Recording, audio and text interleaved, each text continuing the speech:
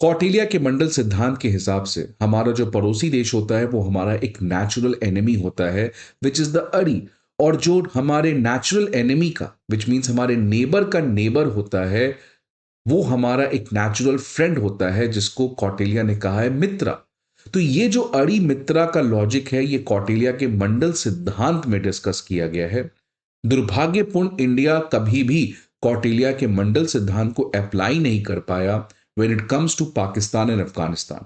अफगानिस्तान में जो तालिबान है उसको हमेशा से हम पाकिस्तान का एक पपेट मान लिए, एक पाकिस्तान का एजेंसी मान लिए, जिसकी वजह से हम तालिबान को कभी भी सीरियसली अप्रोच नहीं किए, जिसकी वजह से अगर तालिबान चाहे भी इंडिया के साथ आना तो वो नहीं आया, वो कंप्लीटली पाकिस्तान के साथ चला गया।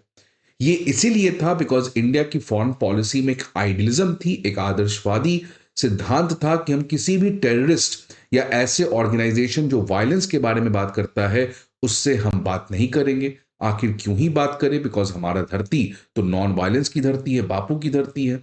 लेकिन आज एस जयशंकर और करंट गवर्नमेंट के अंदर एक चीज जो बहुत सिग्निफिकेंटली चेंज हुआ है हमारे फॉरेन पॉलिसी में, वो है हमारा फॉरेन पॉलिसी आइडियलिज्म से बढ़ के प्रैग्मेटिज्म की तरफ बढ़ा है।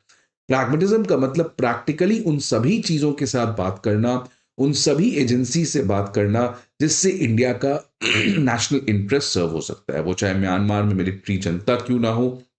और उसी कॉन्टेक्स्ट में अब हम फाइनली मंडल सिद्धांत जो कौटिल्य का है उसको अप्लाई करके तालिबान के साथ सीरियसली अपने रिलेशनशिप को बढ़ाने का प्रयास किए हैं।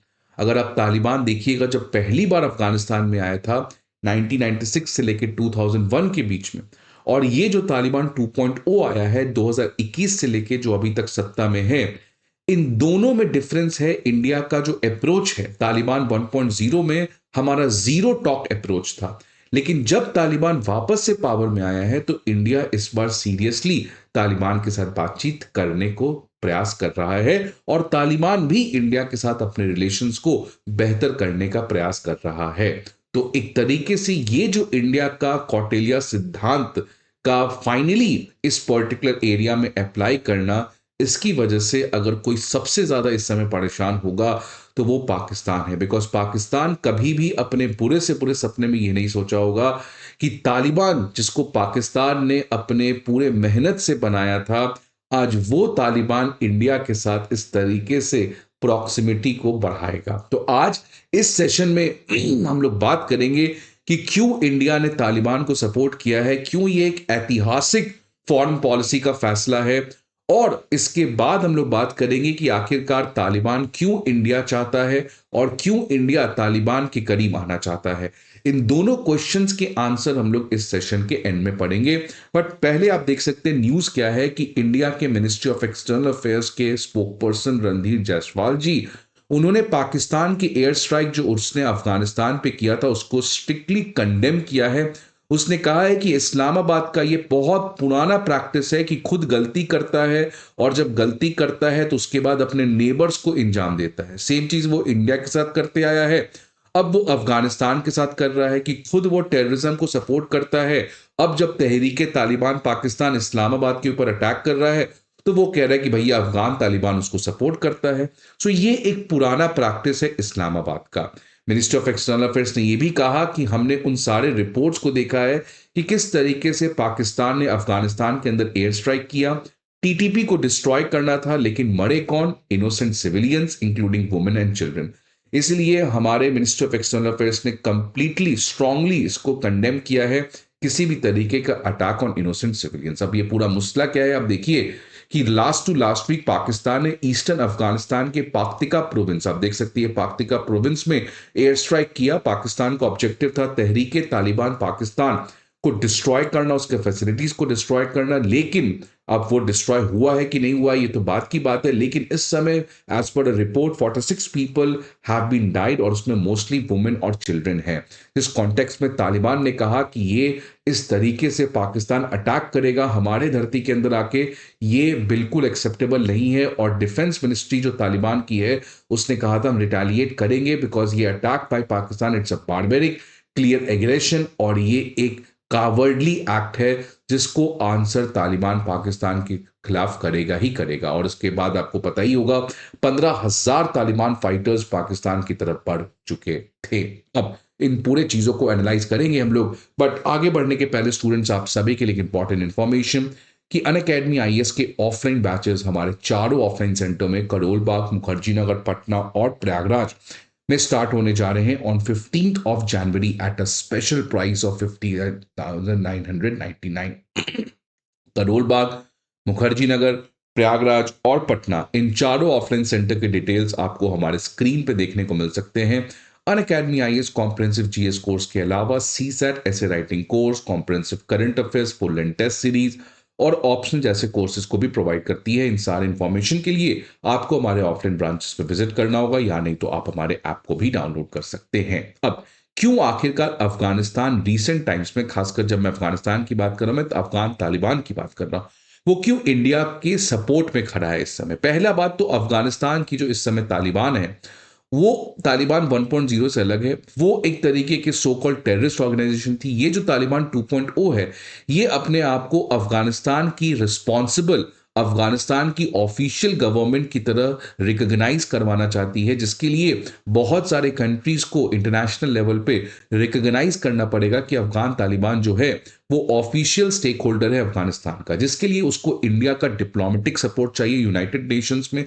दूसरा, आज जो आप हमेशा से बहुत लोग कहते हैं कि इंडिया को बंद कर देना चाहिए बांग्लादेश के सपोर्ट, इसको सपोर्ट, इंडिया ने देखिए क्या किया। इंडिया ने हमेशा से अफगानिस्तान के लोकल लोगों के लिए स्कूल्स बनाए, हॉस्पिटल्स बनाए हैं, स्टेडियम्स बनाए हैं, स्कॉलरशिप्स दिए हैं। आज उनका नतीजा है कि तालिबान अगर चाहे या ना चाहे, तालिबान नोज की जो लोकल अफगान है वो इंडिया को सपोर्ट करते हैं।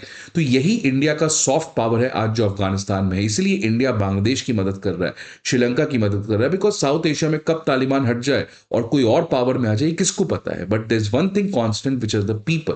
इसलिए इंडिया हमेशा से pro people diplomacy South Asia में रखा है। तीसरा, इकोनॉमिक असिस्टेंस। आज अफगानिस्तान को बहुत ज्यादा जरूरत है पैसे की, और India has always supported a lot to Afghanistan और बैलेंस पाकिस्तान, बिकॉज पिछले बार इंडिया के जो फॉरेन ऑफिशियल्स थे वो भूल गए थे कि अफगान तालिबान और पाकिस्तान के बीच में डूरन लाइन का कंट्रोवर्सी है।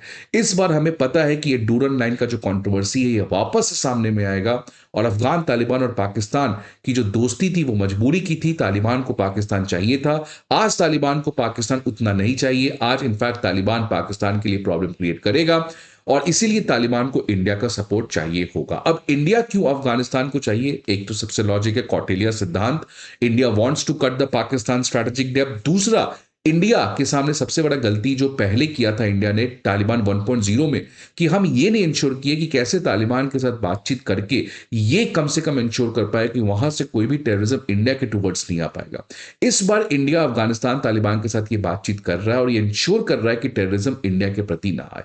तीसरा, पाकिस्तान जिस तरीके से बांग्लादेश में अपना मोहम्मद यूनुस के साथ अपने रिलेशनशिप को बढ़ा रहा है और इंडिया को एक एनसर्कल ट्रैप पे फंसाना चाह रहा है, वैसे ही जितना पाकिस्तान बांग्लादेश में इंडिया के खिलाफ खेलेगा, उतना ही अब आने वाले टाइम में इंडिया अफगान तालिबान के साथ खेल के पाकिस्तान को उस तरीके के ट्रैप में फंसाएगा। चौथा, इंडिया के सामने अफगानिस्तान मार्केट एक बहुत बड़ा मार्केट है, बिकॉज अगर आप देखिएगा तो अफगानिस्तान का जो पॉपुलेशन है वो बहुत यंग है, लगभग मीडियन एज 18.4 ईयर्स है। तो इसकी वजह से आने वाले समय में जैसे अफगानिस्तान डेवलप होगा, एक नया मार्केट इमर्ज करेगा और उसमें इंडिया अपने एक्सपोर्ट को बढ़ा सकता है। इसी कॉन्टेक्स्ट में तालिबान जो है आज बहुत तेज रेट से अपने डिप्लोमेटिक और ऑफिशियल रिकॉग्निशन को बढ़ा रहा है। इनफैक्ट रशिया ने लास्ट मंथ एक बहुत बड़ा स्टेप लिया कि टेररिस्ट लिस्ट से तालिबान को हटा दिया। इसके पहले काजाख्स्तान ने ऑलरेडी इस तरीके का स्टेप किया था। अब सवाल आता है कि क्या इंडिया भी आने वाले समय में एक बहुत बड़ा स्टेप ये ले सकता है? इस कॉन्टेक्स्ट में अब देखिए कॉन्स्टेंटली इंडिया और तालिबान के बीच में दोस्ती ऑलरेडी बहुत बढ़ चुका है। लास्ट मंथ नवंबर में ministry of external affairs official पहली बार काबुल गए और पहला इंडिया और तालिबान का अभी तक के इतिहास में पहला ऑफिशियल टॉक हुआ। आप देख सकते हैं एमईए के joint secretary JP Singh Kabul गए, वहां पे वो मोहम्मद यकूब मुजाहिद से मिले जो इस समय वहां के डिफेंस मिनिस्टर हैं, और ये जो बातचीत हुई ये बहुत प्रोडक्टिव हुई। इसका एक आउटकम आया कि चाबहार पोर्ट पे कैसे बातचीत को बढ़ाया जाए, ह्यूमैनिटेरियन एड को कैसे और ज़्यादा स्ट्रेंथन किया जाए।